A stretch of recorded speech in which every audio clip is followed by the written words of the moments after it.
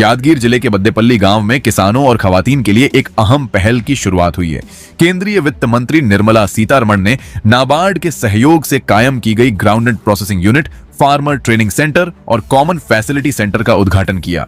इस मरकज से किसानों को ट्रेनिंग, प्रोसेसिंग और मार्केट से जुड़ी सहूलियतें मिलेंगी, जबकि महिलाओं के लिए रोजगार के नए मौके भी पैदा होंगे। यादगीर जिले की तरक्की को लेकर केंद्रीय वित्त मंत्री निर्मला सीतारमण ने गहरी फिक्र का इजहार किया है। बद्देपल्ली गांव में नाबार्ड के सहयोग से कायम की गई महिला ग्राउंडनट प्रोसेसिंग यूनिट के उद्घाटन के मौके पर उन्होंने कहा कि कर्नाटक का यादगीर जिला आज भी कई सामाजिक और आर्थिक पैमानों पर पिछड़ेपन का शिकार है और इस सूरत हाल को बदलने के लिए केंद्र, राज्य सरकार और स्थानीय संस्थाओं को मिलकर काम करना होगा। बद्देपल्ली में आयोजित कार्यक्रम से खिताब करते हुए निर्मला सीतारमण ने कहा कि कर्नाटक ह्यूमन डेवलपमेंट इंडेक्स में यादगीर का मकाम सबसे आखिरी है। उन्होंने कहा कि जब वह इस हकीकत को देखती हैं तो उनकी आंखें नम हो जाती हैं, क्योंकि यादगीर तरक्की के मैदान में राज्य के दूसरे जिलों से काफी पीछे रह गया है। वित्त मंत्री ने कहा कि यादगीर के लोगों में कोई कमी नहीं है, बल्कि सालों से विकास का फायदा इस इलाके तक पूरी तरह नहीं पहुंच सका।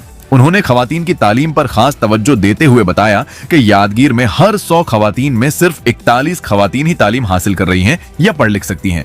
उन्होंने बुनियादी सहूलियतों की कमी का जिक्र करते हुए कहा कि कई स्कूलों में टीचर्स की कमी है, टॉयलेट्स नहीं हैं और क्लासरूम्स भी काफी नहीं हैं। साथ ही सेहत और तालीम के मैदान में अभी बहुत काम करने की जरूरत है। निर्मला सीतारमण ने गरीबी के मसले पर भी तशवीश जाहिर की। उन्होंने कहा कि मुल्क भर में करोड़ों लोग गरीबी से बाहर निकले हैं, लेकिन यादगीर आज भी उन जिलों में शामिल है जहां गरीबी का स्तर काफी ज्यादा है। बेंगलुरु और यादगीर का मुकाबला करते हुए उन्होंने कहा कि एक तरफ बेंगलुरु कर्नाटक में सबसे ज्यादा आमदनी वाला शहर है, जबकि यादगीर सबसे निचले मकामात में शामिल है।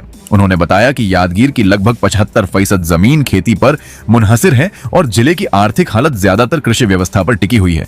साथ ही गुरमिटकल ताल्लुक में सिंचाई की सहूलियत की कमी पर भी उन्होंने फिक्र का इजहार किया। इस मौके पर उन्होंने नाबार्ड के सहयोग से कायम की गई ग्राउंडनट वैल्यू एडिशन यूनिट का भी उद्घाटन किया। उन्होंने बताया कि यादगीर हर साल लगभग 22,500 मीट्रिक टन शेंगा पैदा करता है। इस यूनिट में शेंगा को प्रोसेस करके रोस्टेड ग्राउंडनट, ग्राउंडनट ऑयल और पीनट बटर जैसे प्रोडक्ट्स तैयार किए जाएंगे। खास बात यह है कि कल्याण कर्नाटक इलाके में कायम की गई 7 प्रोसेसिंग यूनिट्स में से यादगीर की यह वाहिद यूनिट है जिसे मुकम्मल तौर पर खवातीन चला रही हैं।